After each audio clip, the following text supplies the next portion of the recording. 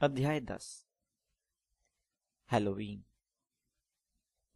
Malfoy को अपनी आंखों पर यकीन नहीं हुआ जब उसने देखा कि हैरी और रॉन अगले दिन भी हॉगवर्ट्स में ही थे। वे थके हुए परंतु पूरी तरह से खुश दिख रहे थे। वास्तव में अगली सुबह तक हैरी और रॉन सोच रहे थे कि 3 सिर वाले कुत्ते से मुलाकात एक बहुत अच्छा रोमांचक अभियान था और वे इसी तरह का एक आध और रोमांचक काम करने के लिए उत्सुक थे। इस बीच हैरी ने रॉन को उस पैकेट के बारे में बता दिया जिसे शायद ग्रिंगोट्स से निकालकर हॉगवर्ट्स में रखा गया था। वे काफी लंबे समय तक सोचते रहे कि आखिर ऐसी कौन सी चीज हो सकती है जिसे इतनी भारी सुरक्षा की जरूरत थी। वह या तो सचमुच कीमती होगी या खतरनाक, रॉन ने कहा। या दोनों ही, हैरी बोला। परंतु वे विश्वास के साथ सिर्फ इतना ही कह सकते थे कि वह रहस्यमयी वस्तु लगभग 2 इंच लंबी थी और जब तक उन्हें कोई और सुराग ना मिल जाए तब तक वे इसे ज्यादा अंदाजा लगाने की स्थिति में नहीं थे। ना तो नेविल ने और न ही हरमाइनी ने इस बात में जरा भी रुचि दिखाई कि कुत्ते और चोर दरवाजे के नीचे क्या छुपा हो सकता था। नेविल तो सिर्फ इतना जानता था कि वह दोबारा उस कुत्ते के पास कभी नहीं जाएगा। हरमाइनी ने अब हैरी और रॉन से बोलचाल बंद कर दी थी, परंतु चूंकि वह मैं सब कुछ जानती हूँ किस्म की थी, इसलिए उन्हें इसमें भी अपना फायदा नजर आया। वे अब सिर्फ इतना चाहते थे कि मैलफॉय से किसी तरह बदला ले सके, और उन्हें तब बहुत खुशी हुई जब 1 सप्ताह बाद ही एक ऐसी चीज डाक से आ गई। जब उल्लू हमेशा की तरह बड़े होल में घुसे तो सबका ध्यान एक लंबे और पतले पैकेट पर गया जिसे 6 बड़े घुग्गू उठाकर ला रहे थे। हर एक की तरह हैरी की भी रुचि यह देखने में थी कि इस बड़े पैकेट में क्या था। उसे बहुत आश्चर्य हुआ जब घुग्गू नीचे आए और उन्होंने पैकेट को उसी के सामने पटक दिया। पैकेट के गिरने से उसका नाश्ता फर्श पर गिर गया। घुग्गू अभी उड़कर रास्ते से हटे भी नहीं थे कि तभी एक और उल्लू वहां आया और उसने पैकेट के ऊपर एक चिट्ठी टपका दी। यह अच्छा था कि हैरी ने चिट्ठी को पहले खोला, क्योंकि उसमें लिखा था, पैकेट को टेबल पर मत खोलना। इसमें तुम्हारी निम्बस 2000 है, परंतु मैं नहीं चाहती कि यह बात सबको पता चल जाए कि तुम्हें जादुई झाड़ू मिली है, वरना उन सबकी इच्छा होने लगेगी। ओलिवर वुड तुम्हें आज रात को 7 बजे क्विडिच पिच पर मिलेगा, जहां तुम पहली बार इस खेल को सीखोगे। Professor M मैकगोनिगल।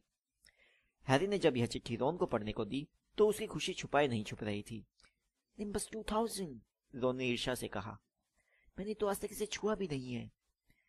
वे हॉल से जल्दी चले आए क्योंकि वे अपनी क्लास के पहले अकेले में जादुई झाड़ू खोलकर देखना चाहते थे। अभी वे प्रवेश हॉल से आधी दूरी पर ही पहुंच पाए थे कि तभी उन्होंने देखा कि ऊपर जाने वाली सीढ़ियों पर क्रैब और गोल्ड रास्ता रोककर खड़े थे। मैलफॉय ने हैरी से पैकेट छीन लिया और उसे उंगलियों से टटोला। यह तो जादुई झाड़ू है, उसने कहा और उसे हैरी की तरफ फेंकते हुए ऐसा चेहरा बनाया जिस पर ईर्ष्या और नफरत के मिले जुले भाव थे। इस पर तुमने हद पार कर दी है पॉटर। फर्स्ट ईयर के विद्यार्थियों को जादुई झाड़ू रखना मना है। लोन अपने आप को रोक नहीं पाया। यह कोई पुरानी झाड़ू नहीं है, उसने कहा। यह तो निम्बस 2000 है। तुमने क्या कहा था कि तुम्हारे घर पर कौन सी जादुई झाड़ू है? कोमेट 260, लोन ने हैरी की तरफ दांत निकालते हुए कहा। कोमेट में तड़क भड़क होती है, परंतु वो निम्बस जितनी अच्छी नहीं होती। इस बारे में तुम क्या जानो वीजली, तुम तो इसका आधा हैंडल भी नहीं खरीद सकते, मैलफॉय ने पलटकर जवाब दिया। मुझे लगता है तुम्हें और तुम्हारे भाइयों को तो पाई पाई जोड़कर इसकी एक एक डंडी खरीदनी पड़ेगी। इससे पहले कि रोन जवाब दे पाए प्रोफेसर फिटविक मैलफॉय की कोहनी के पास खड़े थे। झगड़ तो नहीं रहे बच्चों? उन्होंने पूछा। पोटर को किसी ने जादुई झाड़ू भेजी प्रोफेसर, मैलफॉय ने जल्दी से कहा। हाँ हाँ सही है, प्रोफेसर फ्लिटविक ने हैरी की तरफ मुस्कुराकर देखते हुए कहा। प्रोफेसर मैगोनिगल ने मुझे विशेष परिस्थितियों के बारे में बताया था पोटर। और यह कौन सा मॉडल है? निम्बस 2000 सर, हैरी ने कहा। मैलफॉय के चेहरे पर दहशत के भाव देखकर हैरी से अपनी हंसी नहीं रोकी जा रही थी।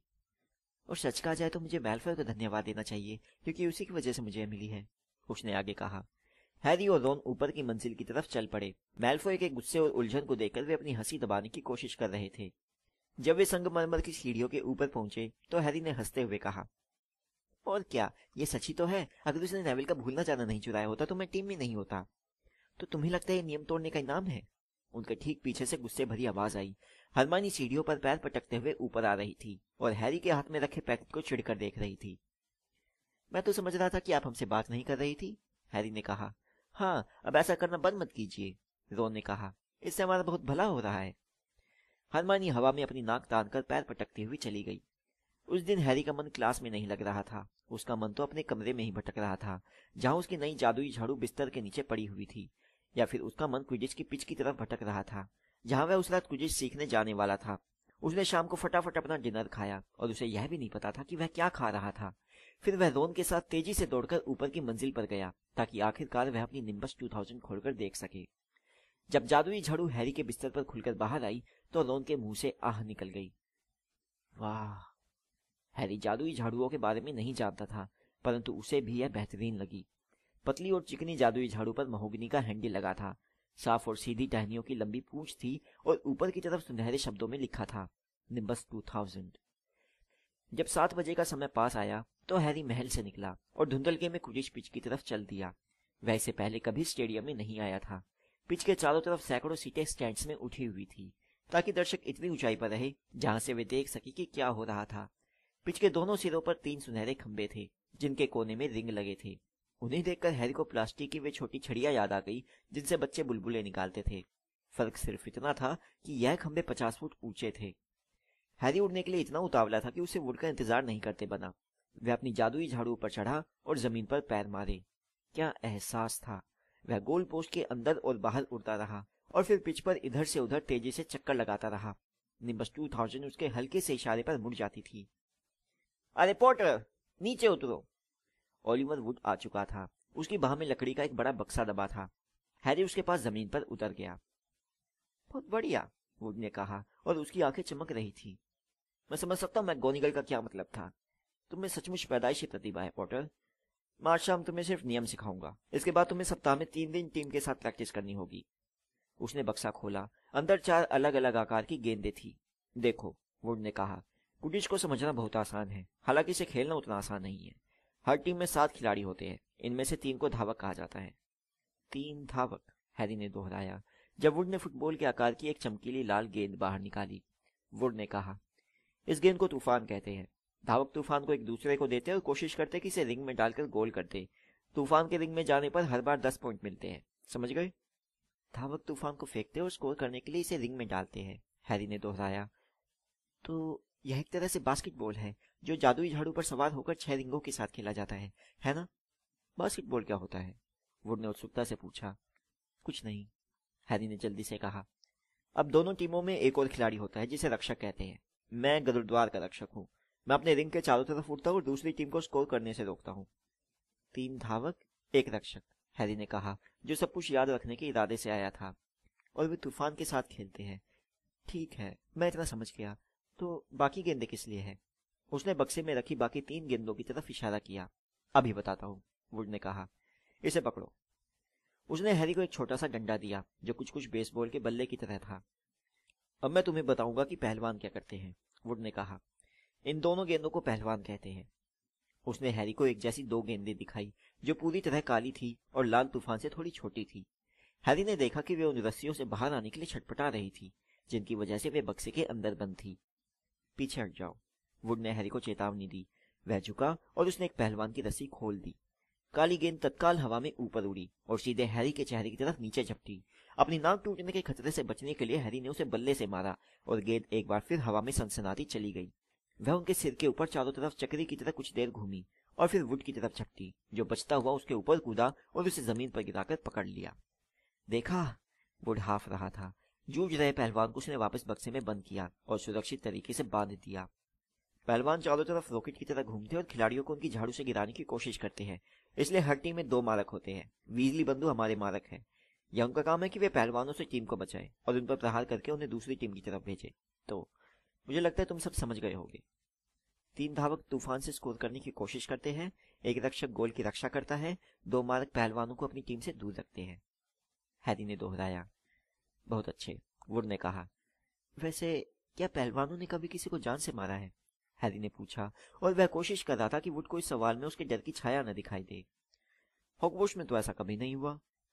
यहाँ पर 2-1 जबड़े टूटे पर इससे ज्यादा बुरा कुछ नहीं हुआ। अब टीम का आखिरी सदस्य है खोजी, यानी कि तुम, और तुम्हें तूफान या पहलवान के बारे में चिंता करने की कोई जरूरत नहीं है जब तक कि वे मेरा सिर न फोड़ दे। चिंता मत करो, बिजली बंधु पहलवानों से निपटने के लिए काफी है। मेरा मतलब है वे खुद पहलवानों से कम नहीं है। वुड ने बक्से में हाथ डाला और चौथी तथा आखिरी गेंद को बाहर निकाला। तूफान और पहलवानों की तुलना में यह बहुत छोटी थी। बड़े अखरोट के आकार की यह गेंद चमकदार सुनहरी थी और उसमें फड़फड़ाते हुए चांदी के छोटे पंख लगे थे। वुड ने कहा, यह सुनहरी गेंद है जो सबसे महत्वपूर्ण गेंद होती है। इसे पकड़ना बहुत मुश्किल होता है क्योंकि इतनी तेज है कि आसानी से नहीं दिखती। सुनहरी गेंद को पकड़ना खोजी का काम है। तुम्हें धावक, मारक, पहलवान और तूफान के बीच से होते हुए इसे पकड़ना है। इससे पहले कि दूसरी टीम का खोजी इसे पकड़ ले, क्योंकि जो खोजी सुनहरी गेंद को पकड़ता है वह अपनी टीम को 150 पॉइंट दिलाता है। इसलिए उसकी टीम हमेशा जीत जाती है। इसलिए खोजियों के खिलाफ बहुत ज्यादा फाउल होते हैं। क्विडिच का मैच तभी खत्म होता है जब सुनहरी गेंद पकड़ ली जाए, और यह मैच बरसों तक चल सकता है। मुझे लगता है कि रिकॉर्ड 3 महीने का है। उस मैच में बार बार रिजर्व खिलाड़ी उतारने पड़े ताकि खिलाड़ी कुछ देर सो सके। तो ऐसा होता है क्विडिच। कोई सवाल? हैरी ने अपना सिर हिलाया। वह समझ गया कि उसे क्या करना था। समस्या बस उसे करने में थी। हम इस वक्त सुनहरी गेंद से प्रैक्टिस नहीं करेंगे। वुड ने गेंद को सावधानी से बक्से में बंद करते हुए कहा। अंधेरा हो गया है, यह गुम सकती है। इसके बजाय हम इनसे प्रैक्टिस करते हैं।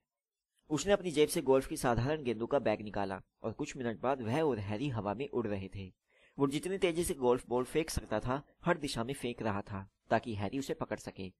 हैरी ने हर गेंद पकड़ ली और वुड बहुत खुश हुआ। आधे घंटे बाद सचमुच रात हो गई और उन्हें अपना खेल बंद करना पड़ा। जब वे वापस महल की तरफ लौट रहे थे तो वुड ने खुशी से चहकते हुए कहा, इस साल क्विडिच कप पर हमारा नाम लिखा होगा। मुझे हैरानी नहीं होगी अगर तुम चार्ली वीजली से भी अच्छे खिलाड़ी निकलो। और यह कोई छोटी बात नहीं है, क्योंकि अगर चार्ली ड्रैगनों के पीछे नहीं गया होता तो वह इंग्लैंड के लिए खेल सकता था। सप्ताह में 3 दिन हैरी शाम को क्विडिच की प्रैक्टिस करता था और होमवर्क तो रोज ही करना पड़ता था। शायद इसलिए कि वह इतना व्यस्त रहता था, उसे एहसास ही नहीं हुआ कि उसे हॉगवर्ट्स आए 2 महीने हो चुके थे। हैरी को यकीन नहीं हो रहा था। महल उसे अपने घर की तरह लगने लगा था, जबकि प्रिविलेज ड्राइव में उसे ऐसा कभी नहीं लगा था। उसकी क्लासें भी अब पहले से अधिक दिलचस्प हो गई थी, क्योंकि अब वह मूलभूत बातें सीख चुका था। जब वे लोग हैलोवीन के दिन सुबह उठे तो कद्दू भुनने की जायकेदार गंध गलियारों में तैर रही थी।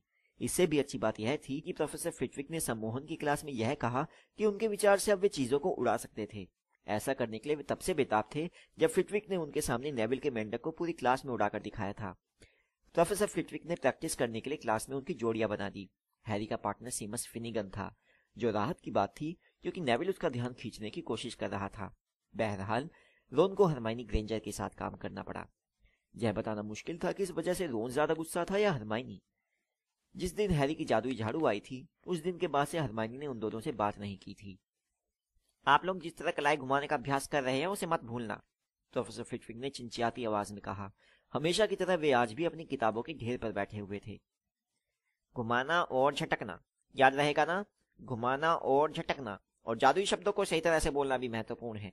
बैरिफ्यूर नाम के जादूगर को कभी मत भूलना, जिसने एफ की बजाय एस कह दिया था, और नतीजा यह हुआ कि अगले ही पल वह जमीन पर पड़ा था और उसके सीने पर एक भैंसा खड़ा था। यह बहुत मुश्किल था। हैरी और सीमस ने घुमाया और झटका, परंतु जिस पंख को वे हवा में ऊपर उठाने की कोशिश कर रहे थे वो टेबल पर ही पड़ा रहा। सीमस इतना बेचैन हो गया कि उसने अपनी छड़ी से पंख हिलाया और उस पर आग लगा दी। हैरी को अपनी हैट से आग बुझानी पड़ी। अगले टेबल पर रोन की किस्मत भी बेहतर नहीं थी। विंगार्डियम लेवियोसा, वह चिल्लाया। वह अपनी लंबी बाहों को पवन चक्की की तरह हिला रहा था। तुम इसे गलत तरह से बोल रहे हो। हैरी ने सुना कि हरमाइनी रोन को झिड़क रही थी। यह विंगार्डियम लेवियोसा है। अपने गाल को थोड़ा अच्छा और लंबा करो। अगर तुम में इतनी अकल है तो तुम ही क्यों नहीं कर लेती? रोन गुर्राया। हरमाइनी ने अपने गाउन की बाहें चढ़ाई, छड़ी हिलाई और बोली, विंगार्डियम लेवियोसा। उनका पंख टेबल पर से उठा और उनके सिर से 4 फुट ऊपर हवा में झूलने लगा। आहा, बहुत बढ़िया, प्रोफेसर फ्लिटविक ने ताली बजाते हुए कहा। सब लोग देखो, मिस ग्रेंजर ने यह कर दिखाया है। क्लास खत्म होने तक रोन बहुत बुरे मूड में आ गया था। जब वे भीड़ भरे गलियारे में रास्ता बनाने की कोशिश कर रहे थे तो रोन ने हैरी से कहा, कोई हैरानी नहीं कि कोई भी उसे सह नहीं कर पाता। सच पूछो तो वह किसी बुरे सपने की तरह है। किसी ने पास से गुजरते समय हैरी को धक्का दिया। यह हरमाइनी थी। हैरी को उसके चेहरे की एक झलक दिखी और वह यह देखकर हैरान हुआ कि उसकी आंखों में आंसू भरे थे। मुझे लगता है उसने तुम्हारी बात सुन ली। तो रोन ने कहा, परंतु वह थोड़ा परेशान दिख रहा था। उसे एहसास होना चाहिए कि उसका कोई दोस्त नहीं है। हरमाइनी अगली क्लास में नहीं आई और पूरी दोपहर कहीं नहीं दिखी। जब हैलोवीन की दावत के लिए हैरी और रोन बड़े हॉल में जाने के लिए नीचे उतर रहे थे तो पार्वती पाटिल और लैवेंडर की बातें उनके कानों में पड़ी। पार्वती लैवेंडर को बता रही थी कि हरमाइनी लड़कियों के बाथरूम में रो रही थी और चाहती थी कि उसे अकेला छोड़ दिया जाए। रोन यह सुनकर अब और भी परेशान हो गया, परंतु एक पल बाद ही वे बड़े हॉल में पहुंच गए, जहां हैलोवीन की सजावट देखकर वे हरमाइनी को भूल गए। 1000 जिंदा चमगादड़ दीवारों और छत से फड़फड़ाते हुए आए, जबकि 1000 और चमगादड़ काले बादलों की तरह टेबलों के ऊपर मंडराते रहे, जिस वजह से कद्दुओं में रखी मोमबत्तियां हिलने लगी। दावत अचानक सुनहरी प्लेटों में सामने आई, सत्र की शुरुआती दावत की ही तरह। हैरी अपनी प्लेट में एक भुना आलू रख रहा था कि तभी प्रोफेसर क्विल हॉल में दौड़ते हुए आए। उनकी पगड़ी अस्त व्यस्त थी और उनके चेहरे पर दहशत के भाव थे। सबका ध्यान उन्हीं की तरफ था। जब वे प्रोफेसर डंबलडोर की कुर्सी के पास पहुंचे और टेबल पर हाथ टिकाकर हाफते हुए बोले, दैत्य, तहखाने में दैत्य घुसाया है, सोचा आपको बता देना चाहिए। फिर वे बेहोश होकर फर्श पर लुढ़क गए। हंगामा मच गया। सबको शांत करने के लिए प्रोफेसर डंबलडोर को अपनी छड़ी से कई बैंगनी पटाखे फोड़ने पड़े। प्रीफेक्ट्स, वे गरजे, अपने अपने हाउसों को तत्काल उनके कमरों में ले जाइए। पर्सी तुरंत सक्रिय हो गया। मेरे पीछे पीछे आओ, इकट्ठे रहो फर्स्ट ईयर। अगर तुम मेरे आदेशों का पालन करोगे तो दैत्य से डरने की कोई जरूरत नहीं है। मेरे ठीक पीछे आओ, जल्दी। रास्ता छोड़िए, फर्स्ट ईयर के बच्चे आ रहे हैं। माफ कीजिए, मैं प्रीफेक्ट हूँ। दैत्य अंदर कैसे घुस सकता है? हैरी ने सीढ़ियां चढ़ते हुए पूछा। मुझे क्या पता, वैसे वे लोग सचमुच मूर्ख होते हैं, रोन ने कहा। शायद पीव्स ने उसे अंदर घुसाकर हैलोवीन का मजाक किया हो। वे अलग अलग दिशाओं में तेजी से भागते लोगों के कई समूहों के पास से गुजरे। जब वे मेहनत करके परेशान हाल बच्चों की भीड़ के बीच से जा रहे थे तो हैरी ने अचानक रोन का हाथ पकड़ लिया। मुझे अभी अभी ख्याल आया, हरमाइनी। हरमाइनी? उसे दैत्य के बारे में नहीं पता है। रोन ने अपना होठ काट लिया। अच्छा ठीक है, उसने जवाब दिया, परंतु पर्सी से नजर बचाकर। नीचे झुकते हुए वे लोग मेहनतकश के बच्चों में मिल गए जो दूसरी दिशा में जा रहे थे। फिर वे एक सूने गलियारे में चल दिए और इसके बाद तेजी से लड़कियों के बाथरूम की तरफ बढ़ने लगे। वे अभी मोड़ पर मुड़े ही थे कि तभी उन्हें अपने पीछे तेजी से आ रहे कदमों की आवाज सुनाई दी। पर्सी, रोन फुसफुसाया और उसने हैरी को पत्थर के एक बड़े गरुड़ के पीछे खींच लिया। उन्होंने गरुड़ के पीछे से झांक कर देखा कि पीछे आने वाला पर्सी नहीं बल्कि स्नेप था। वह गलियारे से गुजरा और उनकी निगाहों से ओझल हो गया। वह यहाँ क्या कर रहा है? हैरी बुदबुदाया। वह बाकी टीचर्स के साथ तहखाने में क्यों नहीं गया? मुझे क्या पता। बिना कोई आवाज किए वे स्नेप के ओझल होते कदमों के पीछे पीछे अगले गलियारे में आगे बढ़े। स्नेप तीसरी मंजिल की तरफ जा रहा है, हैरी ने कहा, परंतु रोन ने अपना हाथ उठाया। क्या तुम्हें बदबू आ रही है? हैरी ने सांस खींची और उसकी नाक में तेज बदबू घुसी। पुराने मोजों और कभी न साफ होने वाले सार्वजनिक टॉयलेट की बदबू जैसे एक साथ आ रही हो। और फिर उन्होंने एक आवाज सुनी, एक धीमी गुर्राहट और दैत्याकार कदमों के घिसटने की आहट। रोन ने इशारा किया। बाईं तरफ के गलियारे के छोर पर कोई बड़ी सी चीज उनकी तरफ बढ़ रही थी। वे छायाओं में छुप गए। एक दैत्याकार चीज चांद की रोशनी के टुकड़े में उभरी। बहुत भयानक दृश्य था। वह 12 फुट ऊंचा था। उसकी चमड़ी फीके ग्रेनाइट की तरह भूरी थी। उसका थुलथुल शरीर किसी खंबे की तरह था और उस शरीर के ऊपर छोटा सा गंजा सिर किसी नारियल की तरह लगा हुआ था। उसके छोटे पैर किसी पेड़ के तने की तरह मोटे थे और पंजे सपाट व कांटेदार। उसके पास से बहुत बुरी बदबू आ रही थी। वह एक बड़ा सा लकड़ी का मुदगर पकड़े था जो फर्श पर घिसट रहा था क्योंकि उसके हाथ बहुत लंबे थे। दैत्य एक दरवाजे के पास आकर रुका और उसने अंदर झांका। उसने अपने लंबे कान हिलाए, अपने छोटे दिमाग से कुछ सोचा और फिर वह झुककर कमरे में घुस गया। चाबी दरवाजे में लगी हुई है, हैरी बुदबुदाया। हम इसे अंदर बंद कर सकते हैं। बहुत बढ़िया विचार है, रोन ने घबराते हुए जवाब दिया। वे खुले दरवाजे की तरफ धीमे धीमे बढ़े। उनके होठ सूख रहे थे और वे भगवान से प्रार्थना कर रहे थे कि दैत्य बाहर न निकल आए। एक लंबी छलांग लगाकर हैरी ने चाबी पकड़ी, दरवाजा बंद किया और ताला लगा दिया। हाँ! अपनी सफलता से खुश होकर वे गलियारे में वापस दौड़ने लगे, लेकिन अभी वे मोड़ तक पहुंचे ही थे कि उन्होंने कुछ सुना जिसके कारण उनके दिल धक रह गए। एक तेज डरी हुई चीख, और यह उसी कमरे से आ रही थी जिस पर उन्होंने अभी अभी ताला लगाया था। अरे नहीं, रोन ने कहा, जो खूनी नवाब की तरह पीला पड़ गया था। वह लड़कियों का बाथरूम था, हैरी बोला। हरमाइनी! दोनों ने एक साथ कहा। वे यह काम बिल्कुल नहीं करना चाहते थे, परंतु उनके पास और कोई विकल्प भी तो नहीं था। पलटकर भागते हुए वे फिर से दरवाजे के पास पहुंचे और डर के कारण चाबी घुमाने में हड़बड़ी करते हुए हैरी ने दरवाजा खोला। वे लोग अंदर की तरफ दौड़े। हरमाइनी ग्रेंजर सामने वाली दीवार से टिकी खड़ी थी और ऐसा लग रहा था जैसे वह बेहोश होने वाली थी। दैत्य उसकी तरफ बढ़ रहा था और चलते चलते दीवारों से लगे वॉश बेसिन तोड़ता जा रहा था। इसका ध्यान हटाओ, हैरी ने बेचैन होकर रोन से कहा और एक टोंटी उठाकर पूरी ताकत से दीवार पर फेंकी। दैत्य हरमाइनी से कुछ फुट दूर रुक गया। वह चारों तरफ ताकता रहा, मूर्खतापूर्ण ढंग से आंखें मिचमिचाता रहा ताकि देख सके कि आवाज कहां से आई थी। उसकी छोटी कुटिल आंखों ने हैरी को देख लिया। वह झिझका, फिर हरमाइनी के बजाय हैरी की तरफ बढ़ा और चलते समय उसने अपना मुदगर ऊपर की तरफ उठा लिया। अरे भोंदू कहीं के! रोन कमरे के दूसरी तरफ से चीखा और उसने दैत्य पर धातु का एक पाइप फेंक कर मारा। दैत्य को यह पता भी नहीं चला कि उसके कंधे से पाइप टकराया था, परंतु उसने चीख सुन ली थी और वह एक बार फिर रुक गया तथा उसने अपनी बदसूरत नाक रोन की तरफ मोड़ी। इस बीच हैरी को पलटकर भागने का मौका मिल गया। चलो भागो, भागो! हैरी ने हरमाइनी से चीखते हुए कहा और उसे दरवाजे की तरफ खींचने की कोशिश की, परंतु वह टच से मस नहीं हुई। वह अब भी दीवार से पूरी तरह टिकी हुई थी और दहशत के मारे उसका मुंह खुला हुआ था। चीखने चिल्लाने की आवाजों और उनकी गूंज से दैत्य पागल हो रहा था। वह एक बार फिर गरजा और रोन की तरफ बढ़ने लगा, जो सबसे पास में था और जिसके पास बचने का कोई रास्ता नहीं था। फिर हैरी ने ऐसा कुछ किया जो बहुत वीरतापूर्ण भी था और मूर्खतापूर्ण भी। उसने दौड़ते हुए एक ऊंची छलांग लगाई और पीछे से दैत्य की गर्दन पर लटकने में कामयाब हो गया। दैत्य को पता भी नहीं चला कि हैरी वहां लटका हुआ था, लेकिन दैत्य को भी कुछ तो पता चलेगा अगर आप उसकी नाक में एक लंबी लकड़ी डाले। दरअसल हैरी जब दैत्य पर कूदा था तो उसकी छड़ी उसके हाथ में थी, जो सीधे दैत्य के एक नथुने में घुस गई। दर्द के मारे कराहते हुए दैत्य ने अपने मुदगर को मोड़ा। हैरी अपनी जान हथेली पर लेकर दैत्य से लटका हुआ था। किसी भी पल दैत्य उसके टुकड़े टुकड़े कर सकता था या अपने मुदगर से उसका कचूमर बना सकता था। हरमानी डर के मारे फर्श पर लुढ़क गई। रोन ने अपनी छड़ी निकाली। उसे पता भी नहीं था कि वह इसे क्या करने वाला था, परंतु तभी उसने अपने दिमाग में आया पहला मंत्र बोला, विंगारियम लेवियोसा। अचानक दैत्य के हाथ से मुदगर छूटकर हवा में ऊपर, बहुत ऊपर उठता गया। फिर यह नीचे की तरफ मुड़ा और तेज धमाके के साथ अपने मालिक के सिर पर टकराया। दैत्य उसी जगह पर लहराया और फिर औंधे मुंह जमीन पर धड़ाम से गिर गया। उसके गिरने की आवाज से पूरा कमरा हिल गया। हैरी अपने पैरों पर खड़ा हो गया। वह थरथरा रहा था और हाफ भी रहा था। रोन अब भी अपनी छड़ी हवा में उठाई खड़ा था और घूरकर देख रहा था कि उसने क्या कारनामा किया है।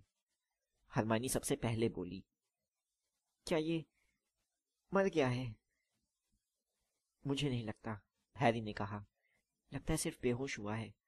वह झुका और उसने दैत्य की नाक से अपनी छड़ी बाहर निकाली, जिसके चारों तरफ गोंद जैसा गंदा सा भूरा पदार्थ लगा था। दैत्य की नाक का मसाला। उसने अपनी छड़ी दैत्य के कपड़ों से पोंछी। अचानक दरवाजे के खुलने और दौड़ने की आवाजें सुनकर उन तीनों ने ऊपर देखा। उन्हें एहसास नहीं था कि उनकी वजह से कितना हल्ला मच रहा था, परंतु जाहिर था कि नीचे की मंजिल पर किसी ने गिरने की आवाजें और दैत्य की गर्जना सुन ली थी। एक पल बाद प्रोफेसर मैगोनिगल तेजी से कमरे में आई। उनके ठीक पीछे स्नेप था और सबसे पीछे था कुरिल। कुरिल ने दैत्य की एक झलक देखी, एक धीमी सिसकी जैसी आवाज निकाली और तत्काल अपने दिल पर हाथ रखकर एक टॉयलेट पर बैठ गया। स्नेप दैत्य के ऊपर झुका। प्रोफेसर मैगोनिगल रोन और हैरी को देख रही थी। हैरी ने उन्हें कभी इतने गुस्से में नहीं देखा था। गुस्से के कारण उनके होठ सफेद थे। गरुड़द्वार के लिए 50 पॉइंट जीतने की आशाएं हैरी के दिमाग से तत्काल काफूर हो गई। तुम लोगों ने क्या सोचकर यह किया? प्रोफेसर मैगोनिगल ने अपनी आवाज में ठंडे आक्रोश के साथ कहा। हैरी ने रोन की तरफ देखा, जो अब भी अपनी छड़ी हवा में उठाए खड़ा था। तुम्हारी किस्मत अच्छी है कि तुम मरे नहीं। तुम लोग अपने कमरे में क्यों नहीं गए? स्नेप ने हैरी पर एक सरसराती पैनी निगाह डाली। हैरी फर्श की तरफ देखने लगा। वह सोच रहा था काश रोन अपनी छड़ी नीचे झुका ले। फिर छायाओं के बीच से एक छोटी सी आवाज आई, प्लीज प्रोफेसर मैगोनिगल, ये लोग मुझे ढूंढ रहे थे। Miss Granger? हरमानी आखिरकार अपने पैरों पर खड़े होने में सफल हो गई थी। मैं दैत्य को ढूंढने गई थी क्योंकि मैंने सोचा कि मैं अकेले ही उससे निपट सकती हूँ, क्योंकि मैंने दैत्यों के बारे में सब कुछ पढ़ रखा था। रोन के हाथ से छड़ी छूट गई। हरमानी ग्रेंजर और टीचर से सफेद झूठ बोल रही थी। अगर इन्होंने मुझे नहीं ढूंढा होता तो मैं अब तक मर चुकी होती। हैरी ने उस दैत्य की नाक में अपनी छड़ी घुसा दी और रोन ने उसी के मुदगर से उसे बेहोश कर दिया। इनके पास इतना समय नहीं था कि ये किसी को ढूंढते और उसकी मदद लेते। जब ये लोग यहाँ आए तो दैत्य मुझे बस मारने ही वाला था। हैरी और रोन ने इस तरह दिखने की कोशिश की जैसे उनके लिए कोई नई बात नहीं थी। तो इस स्थिति में प्रोफेसर मैगोनिगल ने उन तीनों की तरफ घूरते हुए कहा, मिस ग्रेंजर, मूर्ख लड़की, तुमने कैसे यह सोच लिया कि तुम दैत्य से अकेले ही निपट सकती हो?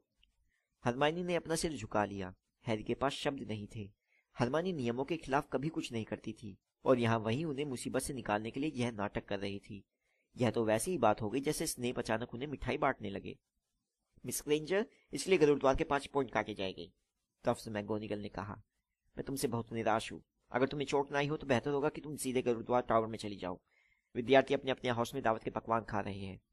हरमानी चली गई। प्रोफेसर मैगोनिगल हैरी और रोन की तरफ मुड़ी।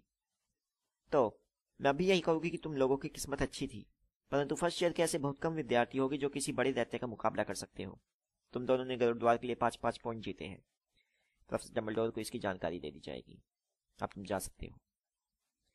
वे दोनों तेजी से कमरे से बाहर हो गए और तब तक कुछ नहीं बोले जब तक कि वे 2 मंजिल ऊपर नहीं पहुंच गए। दूसरी बातों को छोड़ भी दे तो भी दैत्य की बदबू से दूर आना अपने आप में बहुत बड़ी राहत थी। हमें 10 पॉइंट से ज्यादा मिलने चाहिए थे, रोन ने शिकायत करते हुए कहा। तुम्हारा मतलब है 5 पॉइंट से ज्यादा, क्योंकि 5 तो हरमानी के कारण कम हो गए। यह उसने अच्छा किया कि हमें मुसीबत से बचाया, रोन ने माना। याद रहे हमने उसे बचाया था। अगर हमने दैत्य को उसके साथ ताले में बंद नहीं किया होता तो उसे बचाने की जरूरत ही नहीं पड़ती। हैरी ने उसे याद दिलाया। वे मोटी औरत की तस्वीर के सामने पहुंच गए। पिग स्नाउट, उन्होंने कहा और अंदर घुस गए। हॉल भरा हुआ था और वहां काफी हो हल्ला हो रहा था। हर कोई वह पकवान खाने में जुटा था जो उनके लिए ऊपर भेजे गए थे। बहरहाल दरवाजे के पास हरमाइनी अकेली खड़ी हुई उनका इंतजार कर रही थी। कुछ देर तक बहुत अजीब सी खामोशी रही। फिर उन तीनों ने एक दूसरे की तरफ देखे बिना कहा धन्यवाद, और वे अपनी प्लेट उठाने के लिए तेजी से चल दिए। उसी पल से हरमाइनी ग्रेंजर उनकी दोस्त बन गई। कुछ चीजें ऐसी होती जिन्हें एक साथ करने के बाद आप एक दूसरे को पसंद किए बिना नहीं रह सकते, और 12 फुट के दैत्य को बेहोश करना उनमें से एक है।